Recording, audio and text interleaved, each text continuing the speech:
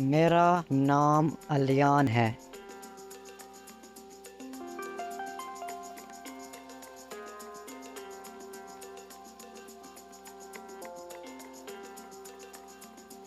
मैं एक लड़का हूँ।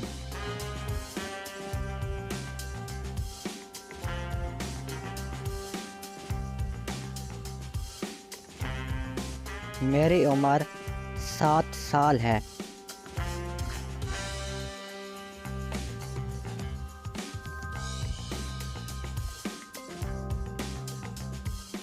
मैं मुल्तान में रहता हूँ।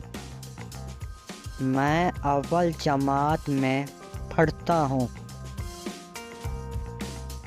मुझे पढ़ाई करना बहुत अच्छा लगता है।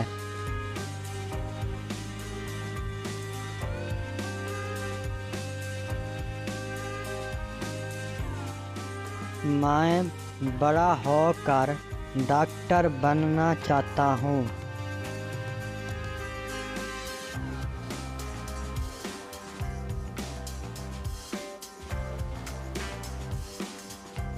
मेरे 2 भाई और एक बहन है।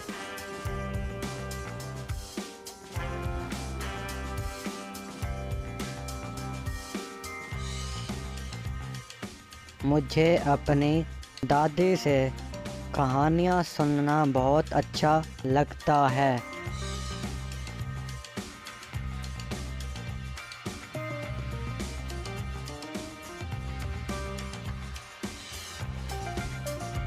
मैं अपने माँ बाप का फर्माबरदार बेटा बनना चाहता हूँ।